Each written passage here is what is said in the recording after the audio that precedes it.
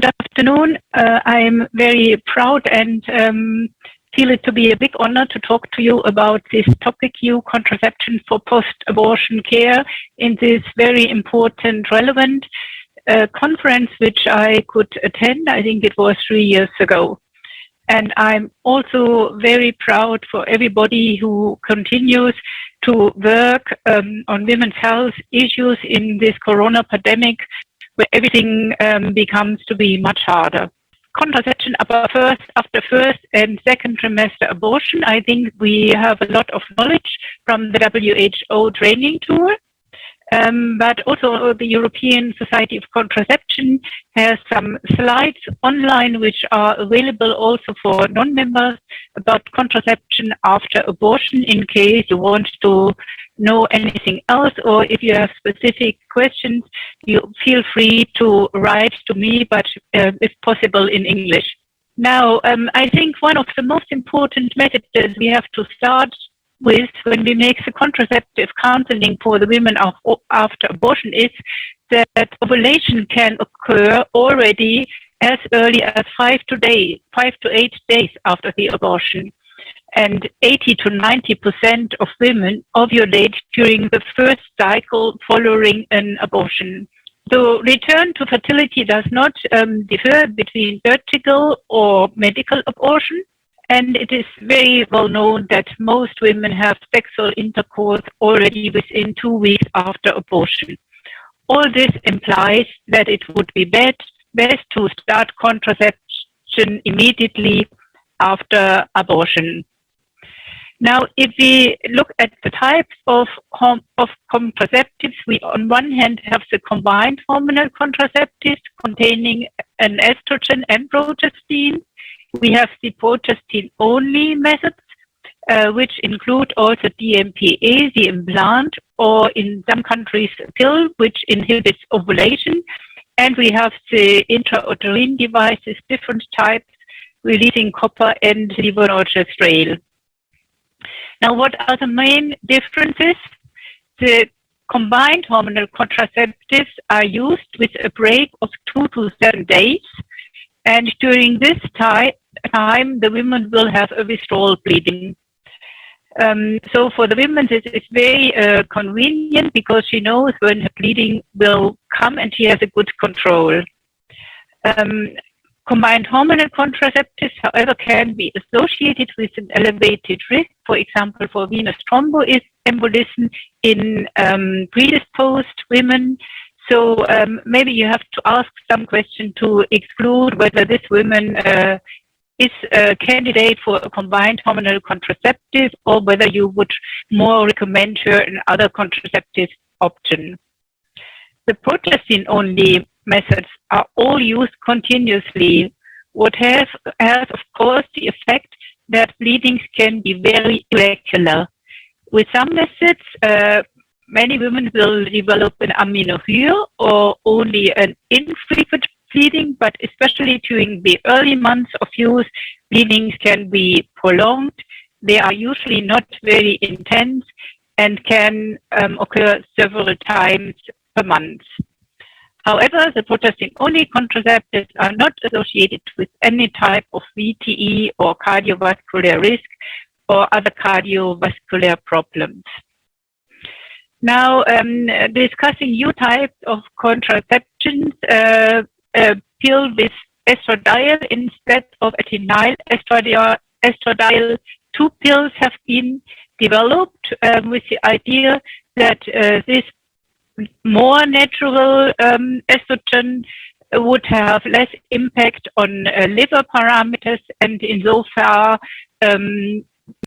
maybe not even elevate VTE risk in a minimum extent. There are 2 preparations on the market, estradiol and estradiol valorate, and I don't know when they come to the market in your countries.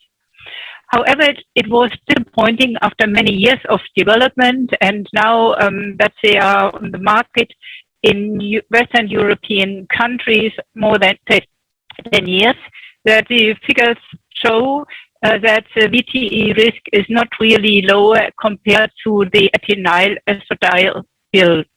And if you look at the bleeding pattern of these pills with estradiol and estradiol valerate, which have also only a very short break, 2 or 4 days, you will see that 20% of the women on the short term in the beginning, but also on the long term, will have an amenorrhea. And you have to counsel, I think, about such a bleeding pattern, and not all women might be happy with that.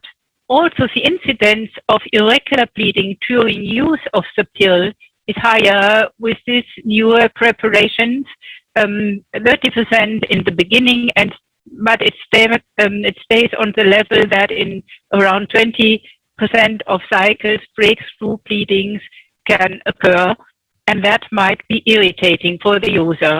So if we talk about combined hormonal contraception, abortion, and the potential risks and benefits, we always have to take into account that the risk for venous thromboembolism is highest during a pregnancy. Also, it has to be taken into account that young, healthy women have a really minimal risk to develop a VTE with combined hormonal contraceptives. A great advantage after abortion is, after medical abortion, but also surgical abortion, is that combined hormonal contraceptive can be started immediately at the day of mifepristone, and it will not have any negative impact on the abortion procedure or duration of bleeding. For the women who use this method, the benefit is that they have good control over their bleeding. They know when the bleeding is come. They have a reduction in bleeding intensity and improvement of dysmenorrhea. However, I think not in the young women, but really in women above the age of 40 years, heavy smokers, older women with obesity, you might prefer to choose another contraceptive method like POC or intrauterine devices. So combined hormonal contraceptives are absolutely not dangerous for healthy young women. Fertility returns immediately after stopping the methods. It's only a small subgroup of women who perhaps would experience complications, and these can be found out with really a few couple of questions. Nevertheless, for women who want a stable bleeding pattern, and I think these are most of the women, and regular withdrawal bleeding in comparison to the newer pills with estradiol, I think the traditional pills with 30 microgram atenyl estradiol would be the better option also for the start immediately after abortion. Balance risk and benefit, and if the next pregnancy is the only option because patients wouldn't accept any other methods, I think you really should always prescribe a combined hormonal contraceptive. Now, with the progestin-only methods in Western Europe, we have a pill which inhibits ovulation, which is widely used, and we have the etonogestrel implant.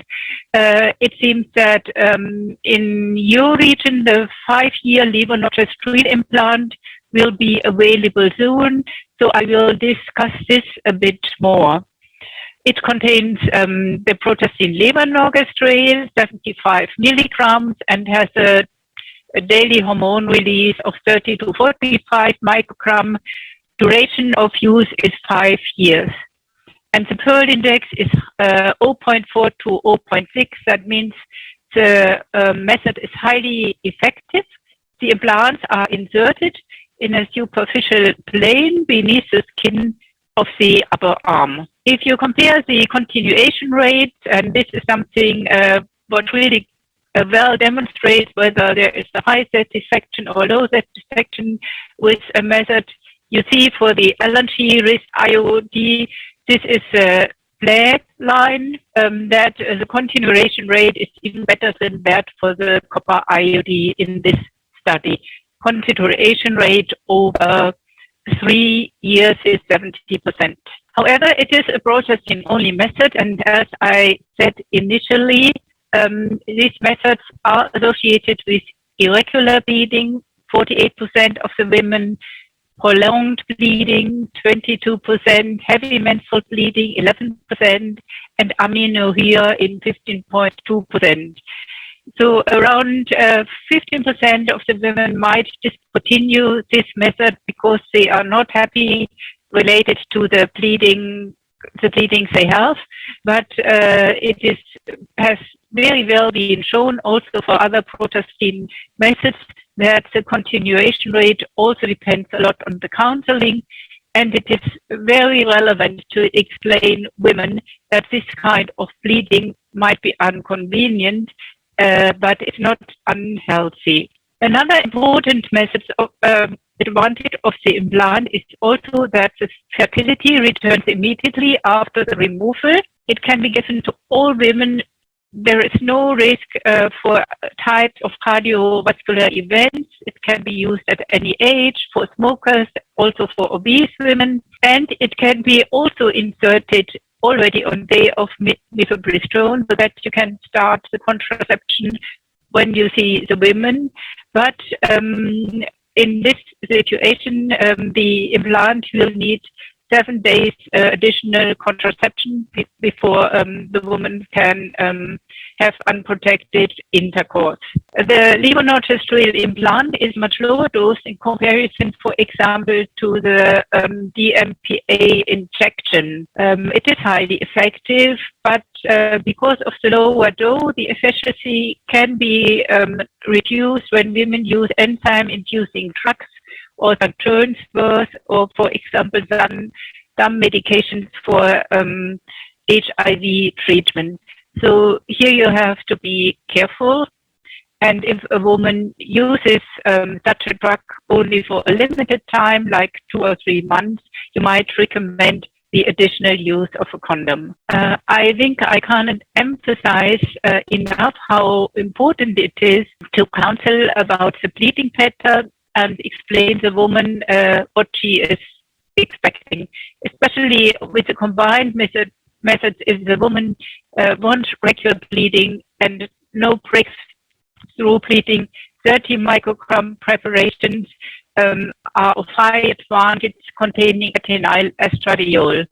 Some women might also be very nervous if they experience amenorrhea, especially after an abortion. Also here you have to consider is a method which induces amenorrhea a good option for a woman who is scared about a future pregnancy. The bleeding pattern with progestin only methods are in general not harmful, and most of the patterns like prolonged bleeding and heavy bleeding really decrease with longer duration of use. So I think it does not usually, we wait 3 to 6 months before we switch a woman to another method, because this improvement is really very probable. Now, to talk about the intrauterine devices, we have on one hand the copper devices, especially the copper teeth. Today they are also available with smaller frames, so that in Western Europe, for example, they are frequently inserted in teenagers and young women. The kinefix has to be fixed in the myometrium with a needle. It has not been shown that it is superior to the copper IOTs, and because of the complicated insertion procedure, especially if no ultrasound is available, it is not used very often in Western Europe countries anymore.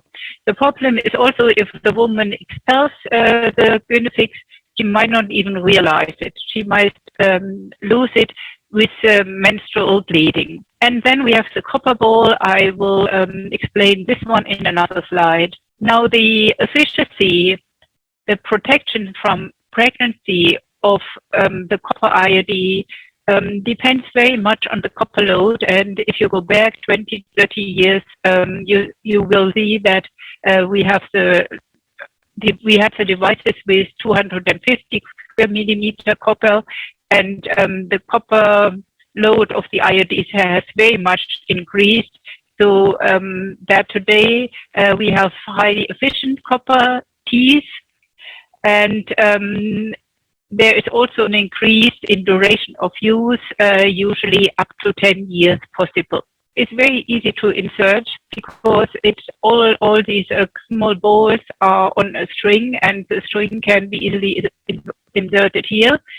It was designed, one related to the easy insertion, on the other hand to prevent typical other side effects of copper devices. But we have seen very soon that the impulsion rate is unacceptable high, and it's no more on the market in most Western, in many Eastern European countries. Before I continue with the hormone-releasing devices, I want to give another comment on the copper devices, especially related to the importance of quality of drugs for women's health. There was also produced in Spain from the company Eugen a copper T device, and it was later seen that the frame of this device can easily break, so the T arms might break. Also, this device is not available anymore in many European countries, but the company still tries to sell them. And this is why I give you a bit of warning about the device of the Guineal. I think if you order copper devices, order them from companies with long experience and not the cheapest product. Now, coming to the hormone-releasing device, you all know the Mirena device released with 52 milligram levonorgestrel, duration of effect 5 to 7 years. Meanwhile, we have another smaller 5-year device for adolescents or women with a small uterus. It contains less hormone, but the hormone-related side effects, like, for example, acne or hair loss or changes in mood, which come up in very, very few people, are comparable with both devices. Only the Mirena has the very, very good effect on heavy menstrual bleeding. And as you know, many of women with Mirena have no monthly bleeding or only a very small bleeding. Also, this has to be addressed in the counseling with it, but also the benefits should be discussed, especially for women with heavy menstrual bleeding. I know that you already had a discussion about the insertion of these devices, but I think I want to come back to this also once again in comparison to the other methods. So the devices usually are not recommended to insert immediately, but only after confirmation of complete abortion, so 5 to 9 days after mifepristone. That means a bit that choosing a device will for you depend on the issue, whether the women will come back or not. However, an earlier insertion might be possible, but is associated with a higher risk of expulsion, and this information should also come to the patient that she takes care or is aware, especially during her menstruation, whether she might perhaps lose her device. What we sometimes do is, because fertility returns so very early after the abortion, and we feel sometimes not so good if we ask a woman to come back 14 days after mifepristone for the device insertion. We think there might be a small contraceptive gap, so we might start the patient on a POP or DHC for 2 or 3 weeks, and until the device is inserted. And if we know this woman will come back, we on one side are sure that she will not become pregnant, and we reduce this risk for expulsion. Again, you have to balance risk and benefit. So if the device, the intrauterine device, is a favorite method for the women, but she would not come back, you will nevertheless consider to insert this device. In my view, T-shaped copper IUDs and the LNT IUS can be highly recommended for all women after abortion. Modern IUDs are effective and safe. Chlamydia screening, especially in young women, is recommended in regions with high incidence if it is available before insertion. In women with heavy menstrual bleeding, the hormone-releasing device with 52 milligram levonorgestrel is of high advantage and much better than copper device. The copper ball should not be used anymore, and the Ginepix has no advantages versus a copper devices, but more expulsions. So I think this is not really an everyday option. Thank you very much.